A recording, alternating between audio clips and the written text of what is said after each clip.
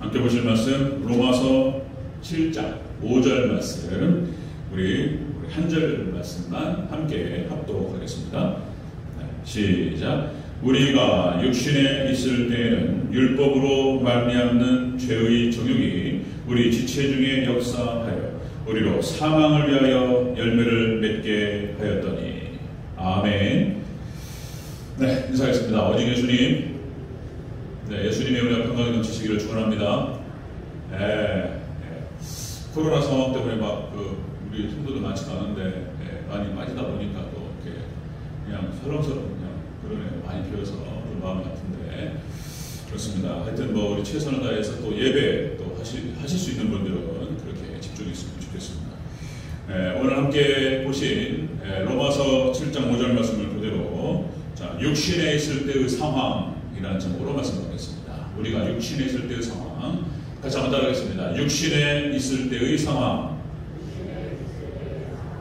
여기 나와있죠? 육신에 있을 때의 상황이라는 제목으로 함께 말씀을 받겠습니다.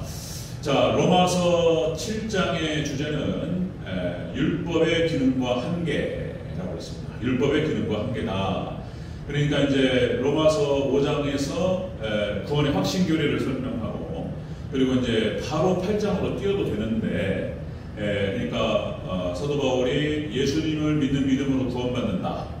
이것을 선포하다 보니까 그러면 유대교 출신의 이제 그리스도인들도 그렇고 유대교 신자들도 그렇고 그러면 율법을 안 지켜도 되는 것이냐? 율법에 그러면은 율법은 그러면 폐기해도 되는 것이냐? 이렇게 공격이 들어오고 오해가 있었다. 거기에 대한 답변이 필요했고 그래서 이제 6장에 세 사람. 그래서 율법을 진정으로 지킬 수 있는 사람은 거듭난 백성 세 사람밖에 없다.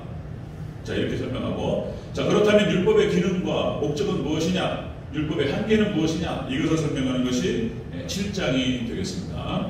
자, 여러분들 말씀드렸듯이 율법의 구약성경 율법 안에 복음이 있어요. 복음이 안에 들어가 있고 구약성경에 예수님의 십자가의 피가 흘러요. 자, 여러분 구약성경에 나타나는 모든 제사법도 다 그러니까 짐승 잡고 해가지고 대속죄인 거예요. 다 예수님을 상징하는 거예요. 그냥 구약의 율법 안에 복음이 들어가 있고 신약에 넘어와서도 그 예수님의 복음 안에서의 율법이 있다 그랬습니다. 그러니까 우리가 복음으로 구원받은 사람들이 율법을 다 던져버리냐? 그것이 아니다. 자, 복음 안에 율법이 다 들어가 있다. 계명을 지켜야 될 필요성이 있는 것이고, 자, 구원받은 백성들이 살아가야 될 삶의 노선이 있는 거예요. 그것이 이제 도덕법 10계명이다 그랬습니다. 하나님을 사랑하고 이웃을 사랑하며 살아가야 된다. 그것이 구원의 조건은 아니지만 구원의 조건처럼 생각하면서 최선을 다해서 지켜가야 된다. 이 얘기를 이제 예수님께서 산상수훈에서 그 다음에 마태복음 19장 부자 청년에게서 이런 얘기 하는 거예요. 그 다음에 요한일서에서 요한이 계명을 지키라 이렇게 얘기하는 거예요. 성경이 그걸 얘기하고 있습니다. 자, 그렇다면 그렇게 해서 율법은 그래서 복음으로 우리를 인도해요. 예수님께로 인도하는 역할을 해요. 우리가 죄인임을 하는 걸 깨닫고 그리고 복음은 다시 율법을 지킬 수 있도록 도와줘요. 상호 보완적 관계를 갖고 있다 이렇게 말씀드렸어요. 자, 오늘 얘기는 무슨 얘기냐? 5절 말씀입니다. 7장 5절에서 자, 우리들이 이렇게 해서 육신 가운데 있을 때 육신에 있을 때 어떤 우리가 상황이었냐? 이것을 한번 다시 통찰해 보는 거예요. 그리고 이제 우리가 구원받는다면 어떻게 되느냐? 다시 이 얘기를 하는 것입니다. 여기만 한번 집중해 보도록 하겠습니다. 자, 육신에 있을 때의 상황. 첫 번째, 자, 율법으로 말미암았다. 율법으로 말미암았다. 율법에 갇혔다. 이런 얘기예요. 자, 5절 초반부를 같이 한번 읽겠습니다. 5절 초반부 시작. 우리가 육신에 있을 때에는 율법으로 말미암는 죄의 종욕이 우리 지체 중에 역사하여. 아멘. 자, 율법으로 말미암는 죄의 종욕이 이 말만 하면은 마치 율법이 우리들로 하여금 죄를 짓게 만든다. 자, 이렇게 들릴 수 있는데 율법이 천덕꾸러기가 돼가지고 율법이 우리를 갖다가 죄인 만들고 율법이 죄인을 만듭니까? 이거 잘 이해를 해야 되는 거예요. 율법이 잘못돼가지고 율법 때문에 우리가 죄를 짓습니까? 법이라는 것이 있기 때문에 그 법이 기준이 되어서 우리를 갖다가 그러니까 죄를 규정하죠. 그 율법이 법이 됐냐 말이에요. 그런 뜻이 아니란 말이죠. 자, 육신에 있을 때의 상황은 뭐냐? 율법으로 말미암았다. 이것은 율법의 지배를 받는다 이런 뜻입니다. 율법의 지배를 받는다. 우리가 죄인이기 때문에 법의 지배를 받는 거예요. 자, 여러분들 우리가 이상적인 어떤 사람들이 되고 그래서 죄를 안 짓고 그러면은 법 없이 사는 사람이 되죠. 우리 그런 표현을 쓰는데 어떤 사람 누구누구를 가르치면 저 사람은 법 없이도 살 사람이야. 착한 사람이야. 예, 남한테 해 안 끼치고 정말로 바른 생활을 하는 사람이야. 법 없이도 살 사람이야. 우리가 그러면 되는데 그러면 좋은데 사람이 다 그렇습니까? 안 그렇단 말이에요. 사람마다 다 달라요. 어떤 사람은 법이 없다고 생각해 보세요. 그러면은 뭐 난리 나버리죠. 예, 그냥 어떤 짓을 할지 모르는 거예요. 그래서 법에다 가두는 거예요. 그러니까 우리가 죄인이기 때문에 죄의 지배를 받는다는 거예요. 우리가 육신 가운데 있을 때에 이렇게 율법의 지배를 받았다는 거예요. 그렇게 하지 않으면은 뭐라고 표현할까요? 이게 통제가 안 되는 거예요. 이게. 자, 여기서 율법이라고 하는 것은 또 이렇게 말합니다. 법규 그리고 이제 규정의 틀. 자, 여기에 들어가는 거예요. 벗어날 경우에는 정죄합니다. 죄인이 되는 거예요. 자, 여러분들 모든 법이 그렇습니다. 모든 법을 범하면 자, 여러분 그렇죠? 입법부 국회에서 법을 만들죠. 그리고 이제 그 사법부에서 이 법을 집행하죠. 그냥 법을 어길 경우에는 범죄자가 되는 거예요. 정죄하는 것이죠. 자, 뭐 간단한 예를 들어서 우리가 이제 도로교통법을 생각하면 속도 위반, 그다음에 뭐 차선 위반, 중앙선 침범, 뭐 이런 것들이 있죠. 빨간불 있으면 지나가면 안 되잖아요. 그죠? 교차로에서 빨간불인데 막 지나가 버려요. 그런 또 이제 그 사고가 많이 나죠. 그러니까 노란불이 켜져도 멈춰야 돼요. 근데 진행하고 있을 때는 좀 여지가 있죠. 진행하고 있는데 노란불이 딱 켜졌어. 빨리 지나가야죠. 근데 저기서 한참 진행하고 있는데 노란불 앞에 켜졌는데 금방 이제 빨간불 변하잖아요. 그럼 서줘야지 않아요. 근데 꼴이 무는 사람이 있어요. 그래가지고 사고 나는 경우도 많습니다.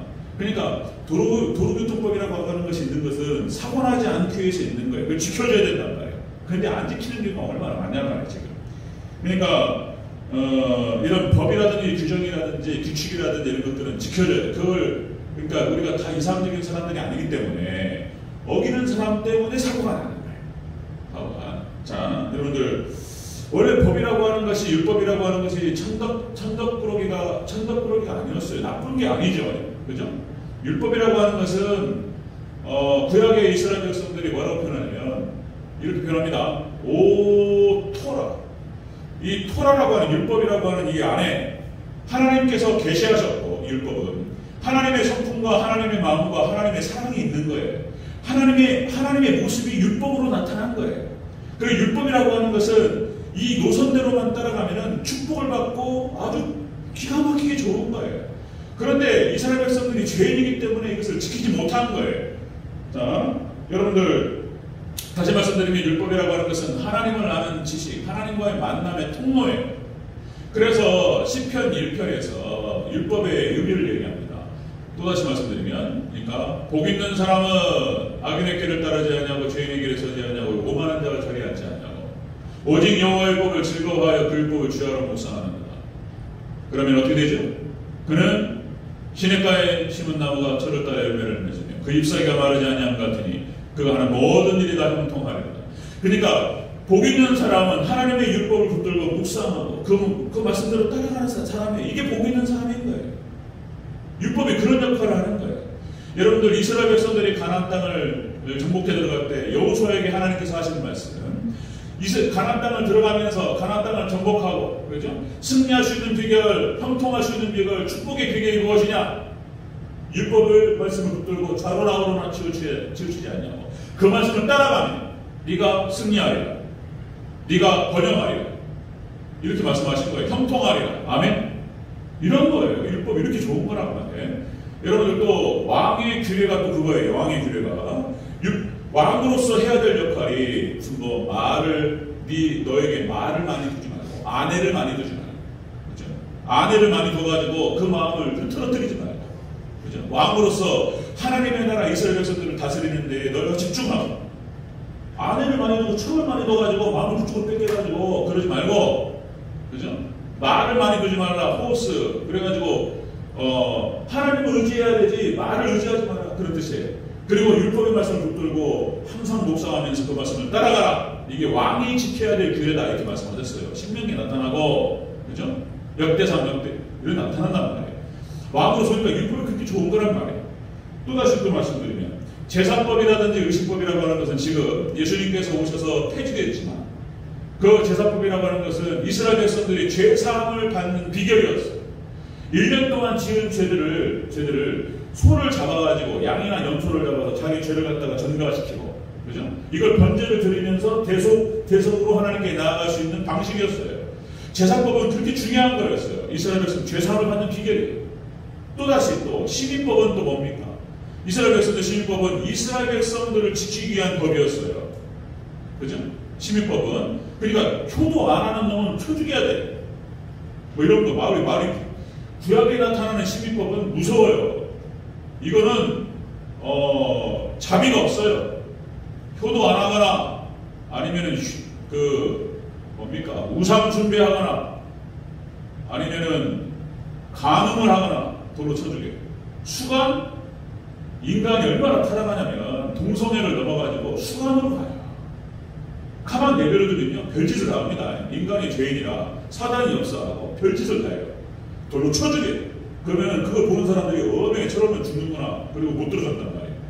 그러니까 돌로 쳐주게. 시민법을 통해 가지고 자, 네 이웃을 어떻게 사랑해야 할 것인지 이런 얘기 나오죠. 또 빚을 져가지고 딸을 갖다가 종으로 보낼 수밖에 없었어요. 그러면은 기간이 지나면 풀어줘야 돼요. 이게 시민법이에요. 그러니까 이 시민법이라고 하는 것은 하나님께서 이스라엘 백성들을 보호하고 지키고 그들이 잘 살아갈 수 있도록 하기 위해서 만든 거예요. 아멘? 그런 거예요. 근데 이 죄인이라 이거 막 어겨버려요. 그냥 엉망진창이에요. 자, 여러분들 그래서 사람이 법의 지배를 받아야 되는 거예요. 육신의 상황에 있을 때 우리는 이제 법의 지배를 받습니다. 과거에 그랬어요. 그런데 예수님을 믿는 믿음 안에서 우리가 이제 법 없이도 살 사람이 되는 거예요. 이제 아직은 부족하지만 그런 뜻인 거예요. 자, 여러분들 인간이 죄인인데 법을 강화하면은 법으로 통제할 수 있습니다. 그죠? 법을 강화하면 돼요. 예를 들면은 여러분들 그전에 말씀드린 것 같은데 싱가포르 같은 경우 싱가포르의 국부라고 얘기할 수 있는 리과뇨 이제 이광효라고 하는 사람입니다. 이 사람이 싱가포르이 그냥 엉망진창이었을 때 뭡니까? 총리가 돼가지고 자, 이 싱가포르 지금 1년 GDP 한 5만 불, 6만 불 육박합니다. 이렇게 세운 사람이에요. 그러니까 절대적인 지지를 받아요. 싱가포르 국민에게. 자, 이 사람이 했던 일이 뭐냐면은 법을 강화시켜가지고 엉망진창인 나라를 기틀을 마련했어요. 예를 들어서 저도 들은 얘기인데 침 뱉는 거, 껌 뱉는 거, 껌만 뱉어도 30만 원. 우리나라 무슨 이렇게 속도 위반 3만 원, 5만 원 이게 아니에요. 이게 아니에요. 30만 원 막 이렇게 때려버려 그냥. 속도 위반 안 해. 세게 때립니다. 그리고 성희롱 같은 거 만약에 이런 거 하잖아요. 그러면은 거기에 대한 어떤 그 처벌이 있죠. 그런데 좀 세력가의 아들이라든지 돈 있는 부자 아들이라든지 적당히 돈 내고 나온단 말이에요. 그런 거 없어요. 무조건 두드려 패. 곤장대도를 만들어가지고 곤장대도. 그러니까 물골기를 때려요. 여자 희롱하다가 걸렸다. 그러면 잡들이 해가지고 구속시켜요. 그리고는 때려. 때립니다. 곤장을 때리는데 곤장 30대 딱 나오면 죽는 거예요. 그 사람. 어떻게 하냐면은 한 5대의 물골기 후려치면은 기절한다는 거예요. 기절해버려요. 못 맞아. 그러면은 자 5대 그러면 병원으로 실려가요. 치료 다 해. 나올 때까지 기다려요. 25대 남았어요. 구속 받는 거예요. 자, 이렇게 강력하게 진행하니까 여자 성희롱 안 해. 좀 잘못하면 두드러 패. 아예 싹 사라져버려요. 그냥. 그 다음에 여러분들 중국의 그 개혁개방 정책을 성공적으로 이끌었던 등소평 마찬가지입니다. 여러분들 중국이 밀수 때문에 일이 안 되는 거예요. 이게 부정부패가 심하고 그러니까 밀수하지 마라. 밀수하면 사형 딱 그랬어요. 그런데 누가 걸렸다고요? 며느리가 걸렸어요. 며느리가. 등소평 며느리가 밀수하다 걸렸단 말이에요. 그래서 온 국민이 어떻게 하는 거 쳐다보고 있었어요. 자, 여러분들 시아버지하고 며느리 사이가 어떤 관계입니까? 얼마나 어려운 관계예요. 그렇죠? 아들의 부인이고 자기 손주들의 엄마란 말이에요. 어떻게 이거를 등소평이 사형시켰어. 강력하게 밀어붙였어. 그러니까 사람들이 사람들이 무서워가지고 밀수 다시 나가요. 세상에 며느리를 잡아주기는 사람인데, 그러니까 이런 거야. 밀수 하려면 해. 여러분들 밀수 하려면 아세요? 잡히면 죽어요. 그러니까 밀수가 없어져 버리는 거예요. 그러니까 법을 강화시키면은 죄가 사라지는 거예요. 죄가 흠뻑하게 죽어요. 자, 하나만 더 말씀드리면, 우리나라도 노태우 정권 때 범죄와의 전쟁, 영화도 나왔죠. 범죄와의 전쟁에서, 자, 어떻게 나왔냐면은, 하도 저항이 심하니까, 건달들, 깡패들이 저항이 심하니까, 실탄 사용을 허가해버렸어요. 그러니까, 저항하면 죽이라는 거예요. 그럼 그냥 잡는 거예요. 그래가지고, 그때, 깡패들부터 해가지고, 성격한 조직폭력배들 갖다가 잡았기 때문에 우리나라 이 정도 되는 거예요. 잘한 것 중에 하나죠, 노태우 대통령이. 자, 그러니까, 법을 강화시키면, 잡혀요. 자, 그러니까 하나님께서 우리가 육신에 있을 때 율법의 지배를 받게 하셨다는 거예요. 가두는 거예요, 이렇게. 자, 우리가 법 없이 살면 좋지만 인간이 그렇지 않기 때문에. 자, 우리가 육신에 있을 때는 율법의 지배 아래 있었습니다. 자, 그런 뜻이에요, 이것이. 자, 두 번째 보겠습니다. 율법, 육신에 있을 때의 상황, 두 번째로. 우리가 죄의 정욕의 지배를 받았어요. 그때, 다시 한번 읽겠습니다. 5절 초반부, 7장 5절. 자, 5절 초반부 있습니다. 시작. 우리가 육신에 있을 때에는 율법으로 말미암는 죄의 정욕이 우리 지체 중에 역사하여. 아멘. 자, 율법으로 말미암는 죄의 정욕이 율법이 가뒀음에도 불구하고, 그죠? 자, 죄의 정욕의 지배를 받는 거예요. 자, 여러분들 여기서 죄의 정욕이라고 하는 것은, 자, 레위기서에서는 이렇게 표현합니다. 문둥병에 비유해요. 죄가 들어와가지고 그 사람을 망가뜨리는데, 죄가 들어와서, 자, 문둥병, 뭡니까? 한센이라고 그러죠? 문둥병이 걸리면 어떤 일이 벌어집니까? 썩어 문드러집니다. 그죠? 신경도 마비돼가지고, 손가락, 발가락, 떨어져 나가는 걸 몰라요. 아주 무서운 병인 거예요. 그래서 이 죄라고 하는 것을 문둥병에 비유했어요. 레위기서에서. 자, 여러분들, 죄라고 하는 것은 이런 거예요. 어떤 좋은 것의 결핍, 좋은 것이 좀 부족한 것, 이런 것이 아니에요. 굉장히 적극적인 거예요. 죄라고 하는 것은 이런 거예요. 죄라고 하는 것은 우리 안에 들어와서 우리를 주관해요. 죄가 지배합니다. 그래서 끌고 다녀요. 그래서 우리가 애굽의 노예 백성 이런 표현을 쓰는데, 그러니까 죄의 노예가 되어버려요. 그러니까 육신에 있을 때 우리가 어떤 상황이었냐면, 인간이 어떤 상황이었죠. 육신에 있을 때 예수님을 통해서 구원받기 전에 사람은 죄의 노예가 되어서 끌려다녀요. 그런 상태인 거예요. 그걸 얘기하는 거예요. 그런데 우리가 예수님으로 말미암아 구원받았다는 얘기를 하는 거예요. 지금 죄를 이길 수 있는 능력이 생기는 거예요. 그런데 예수님으로 말미암아서 죄를 이길 수 있는 능력이 없었을 때에는 죄의 노예였다는 것입니다. 그래서 이런 표현에서 신학적으로 자유의지의 상실, 선택의지의 상실, 이런 표현을 써요. 이게 선택의지가 없어요. 그냥 죄가 부르면 끌려다니는 거예요. 음란막이 없으면 그냥 가는 거예요. 그냥 뭐가 지금 죄를 짓고 싶은 마음이 딱 들어왔어요. 그러면은 그를 거부할 수 있는 능력이 없어요. 그냥 가는 거예요. 그러니까 죄가 지배를 했다는 얘기를 하는 것입니다. 그러니까 아담과 하와가 하나님께서 말씀하셔서 선악과를 따먹고, 그리고 에덴 동산에서 쫓겨납니다. 그리고 아담과 하와가 쫓겨나면서부터 선택의지를 상실하는 거예요. 그 자식들이, 아담과 하와의 밑으로 나오는 자식들도 마찬가지입니다. 자유의지를 상실하고 선택의지를 상실하는 거예요. 그러니까 노예 상태가 되어버리는 거예요. 가인과 아벨, 그 아들이, 가인이 아벨에 대해서 시기 질투하기 시작하고, 그리고 그 마음 가운데 미움과 분노가 일어나기 시작했어요. 죽이고 싶어요.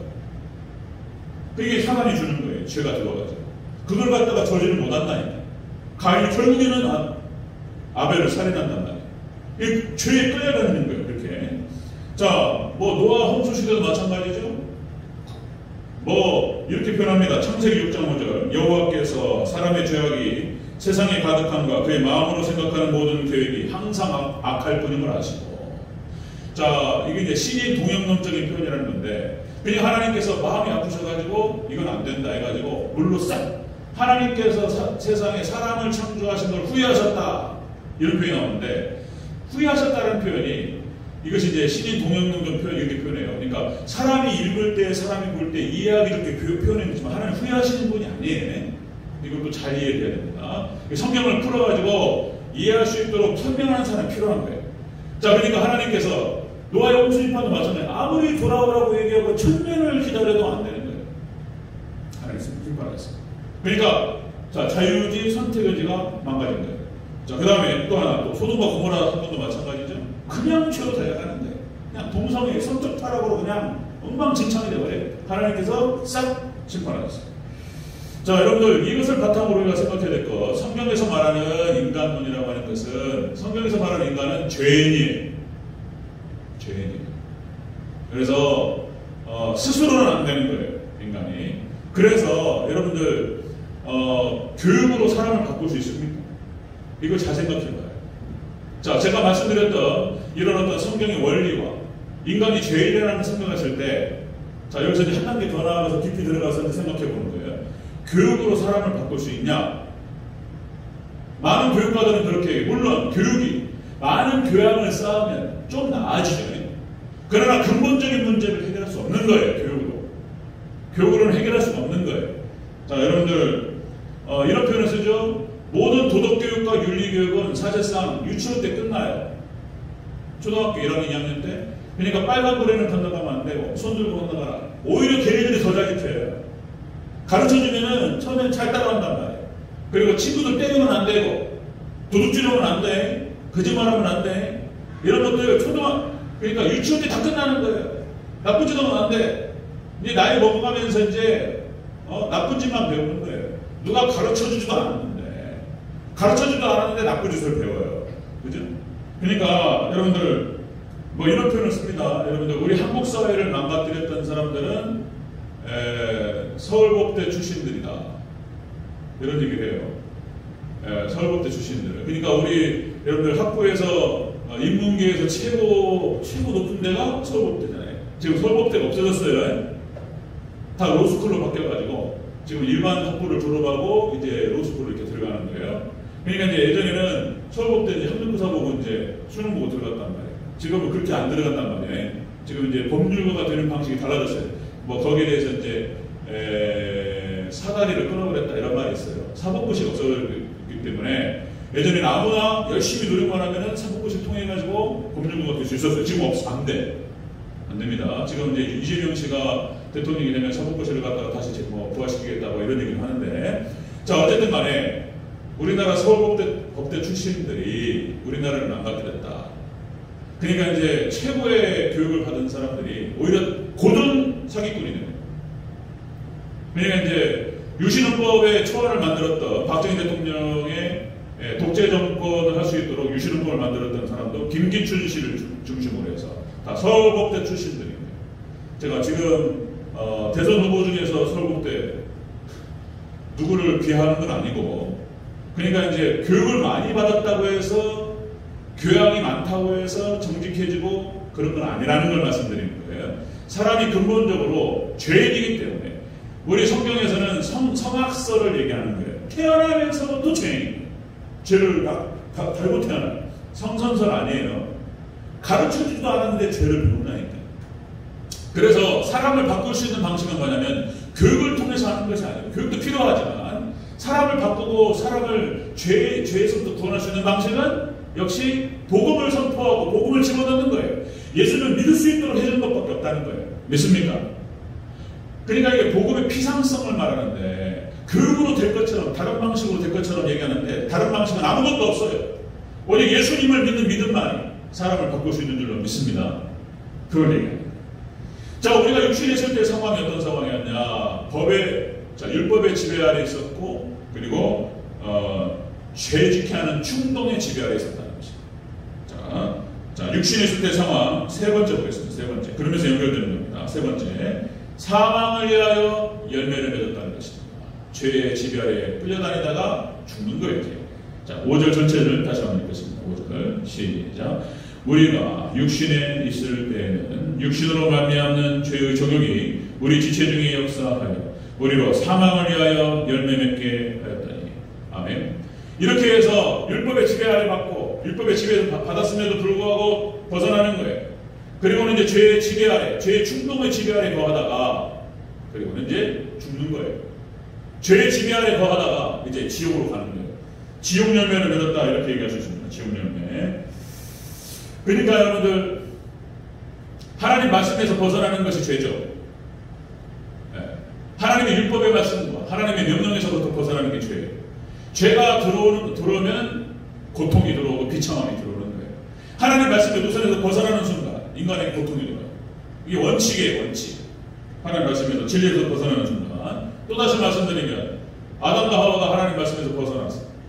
선악과를 따고 그래서 지옥이 들어오는 거예요. 에덴 동산에서 쫓겨나고 가인과 아벨 자기 자식들이 서로 큰아들이 작은아들을 돌로 쳐줍니다. 그러면 그때 이제 가인이 가야 될 길도 지옥이지만은 아담과 하와가 느낄 때 그 마음의 고통을 생각해 보시면 그런 거예요. 죄가 들어오면 이렇게 지옥이 들어오는 거예요.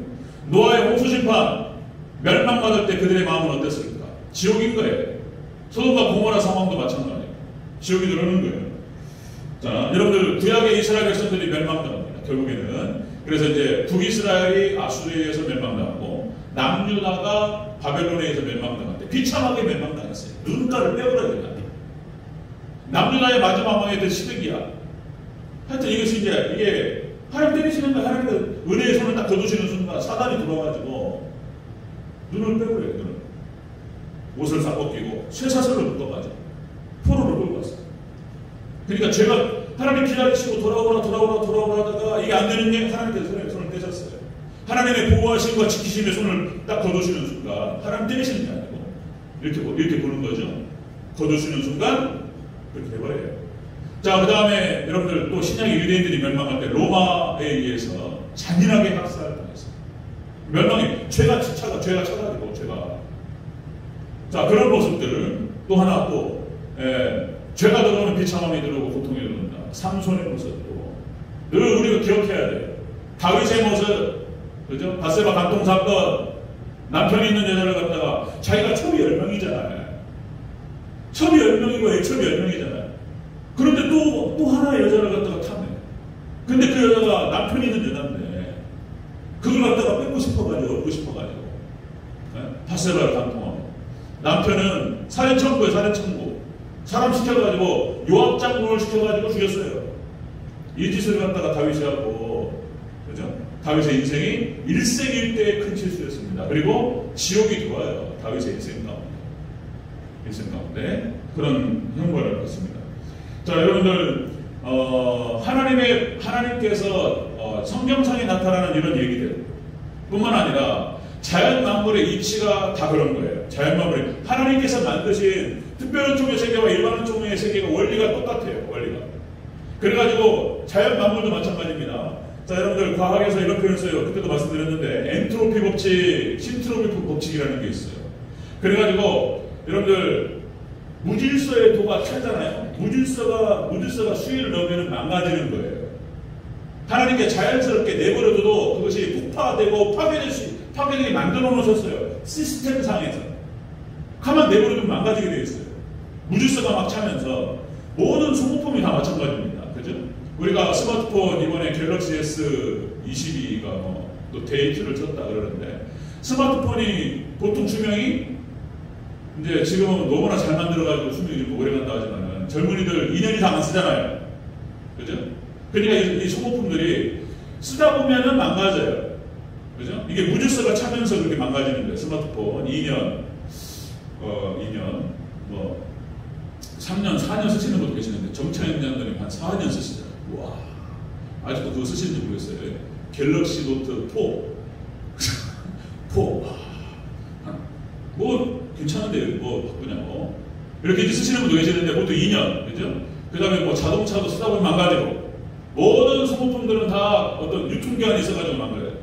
여러분들 인체도 마찬가지예요. 70이 넘고, 그죠? 70이 넘는 기간 동안에 사용하셨어요. 이제 관리를 잘 하시는 분들은 좀 더 오래 가요. 운동 평상시에 많이 하시고 관리 잘 하셔야 돼요. 그럼 이제 관리를 어떻게 했냐, 평상시에 어떻게 했냐에 따라서 이 육체가 이제 80을 넘어가도 좀 간질하냐. 정말로 또 잘 하시는 분들은 90 넘어가도 꼿꼿하게 혼자 생활하시고 그리고 도움받지 않고 이렇게 하셔야 돼요. 관리하셔야 됩니다. 아멘? 관리 잘 하셔야 돼요. 지금 이제 최하시 장로님 그걸 못 하신 거예요. 그걸 그냥 교회 잘 봉사하시고 당신의 어떤 그 소임만 하시고 거기까지는 어떤 관심과 노력이 미치지 못했던 거예요. 골다공증. CT하고 MRI 쳐다보니까 척추에가 다 빵빵빵빵 베었어요. 몸에. 그러니까 이제 칼슘제 잘 드셔야 돼요. 칼슘. 우유, 멸치 이런 거 잘 드셔야 돼요. 칼슘제 잘 드시고 운동하셔야 돼요. 근육 운동을 하셔야지 근밀도가 올라가요. 이런 것 저런 거 잘 아셔야 돼요. 그러니까 정보를 알고. 이제 아들들이 좀 젊으면 챙겨드려야 돼요. 네. 이렇게 영양제 챙겨드리고 드셔야 돼요. 비타민 이거 다 드셔야 돼요. 오메가3 이거 다 드셔야 돼요. 관리하셔야 돼요. 이거 관리가 안 되신 거예요. 지금 이제 치유가 끝나면 그거 하셔야 돼요. 그 다음에 뭔 얘기가 나왔또 엔트로피. 그러니까 여러분 지구도 우주에 나타나는 행성도 수명이 있습니다. 행성도 수명을 더하면 폭파돼요. 그러니까 블랙홀에 빨려 들어간단 말이에요. 행성도 수명을 더하면 블랙홀에 빨려 들어가요. 자기 힘이 없으니까 뭐라 그래, 공전. 그러니까 이제 우리 지구 같은 경우는 태양을 중심으로 해서 공전한단 말이에요. 태양이 끌어당기는 인력이 있단 말이에요, 중력. 우리 지구가 가지고 있는 인력이 있어. 그거 두 개가 균형을 잡으면서 돈단 말이에요, 이렇게. 벗어나지 않고. 엄청난 속도로 돌아요. 근데 지구가 힘을 잃잖아요? 튕겨나가요. 그러니까 행성도 수명이 있어요. 지구도 수명이 있습니다. 우리 인체가 다 수명이 있는 것입니다. 관리를 얼마나 잘하냐에 따라 달라지는 거예요. 그러니까 엔트로피 법칙을 통해서 하나님 그렇게 만들어 놓으셨어요. 그런데 반대가 뭐냐면은 신트로피 법칙이다 말씀드렸어요. 신트로피 법칙은 질서의 도를 확장시키는 거예요. 질서. 그러니까 질서가 그런 거예요. 그러니까 운동 열심히 하시고 식사 잘 하시고 관리를 잘하는 거예요. 신트로피가 들어오는 거예요. 자, 하나님께서 그 질서는 뭐냐면 역시 하나님의 진리의 말씀이에요. 말씀 붙들고 기도하고 예배 잘 드리고 그리고 죄를 멀리하고 술 담배 멀리하고 잘못된 것들 잘못된 습관들 멀리하고 이게 중요한 거예요. 이거. 예, 무질서를 막고 회개하고 질서 쪽으로 자꾸 들어오는 거예요. 그러니까 특별한 쪽에서 얘기하는 죄를 죽여가는 것과 그 다음에 일반은 쪽에서 얘기하는 엔트로피를 최대한 멀리하고 신트로피를 끌어당기는 거 여기에 따라서 달라지는 거예요. 근데 이게 무질서 엔트로피가 증가하면 망가져야 돼요. 네. 자, 이렇게 원리가 같이 들어있습니다. 자, 그래서 반가는 그래서 어떻게 하면은 신트로피를 최대한 우리에게 지금 주입시키는 그리고 엔트로피를 막아내느냐 여기서 우리의 영적인 건강과 육적인 건강이 달려있어요. 과학적으로 얘기하면 그런 거예요. 여러분들 다른 길이 없어요. 여러분들 우리가 죄를 이길 수 있는 방식은 역시 하나님 의지하고 말씀 듣고 기도하고 예배를 통해서 하나님께 나아가고 그리고 또 이게 신트로피예요. 제가 이제 설교하는 거 이렇게 해서 말씀이 잘 들어가고 그 말씀에 매여서 회개하고 이게 신트로피에 들어가는 거예요. 그럼 건강해지고 영적인 건강과 정신적인 건강과 육적인 건강이 같이 하는 거예요. 이렇게 하는 거죠. 자, 말씀 정리하겠습니다. 육신에 있을 때의 상황이 어땠냐, 너희가 율법의 지배를 받았고 죄의 충동의 지배를 받았어. 그래서 결국에는 지옥으로 갔던 거예요. 자, 이것을 바꾸는 것이 이제 6절에 나와요. 6절에. 다음 주에 좀 더 자세히 또 6절을 통해서 같이 한번 살펴보겠습니다. 여러분들 영적인 관리, 육적인 관리 잘 하시기를 바랍니다. 아멘. 우리 예수님 믿는 사람들은 이미 갖추고 있어요. 그 능력이. 예수님께서 함께 하십니다. 그래서 기도하면서 하나님 의지하면서 죄를 갖다가 회개하고 멀리하면서 우리 육체를 관리하고 정신을 관리하고 영적인 걸 관리하는 것입니다. 그래서 이거를 잘하는 사람 또 보면 또 우리 최하식자는 왜 그랬대? 영적으로는 충만하신데 그나마 여기까지 온 거예요. 기도 많이 하셨기 때문에. 그것이 좀 아쉬웠던 거예요. 육체의 관리, 운동 부분, 그다음에 영양 성분 잘 관리하시는 거, 섭취하시는 거. 여러분들 잘 관리하시기 바랍니다. 아멘. 네. 그래서 하나님께서 은혜 가운데에서 여러분들 영적인 건강과 육적인 건강을 누리시기를 주의 이름으로 축원합니다. 아멘. 기도하겠습니다.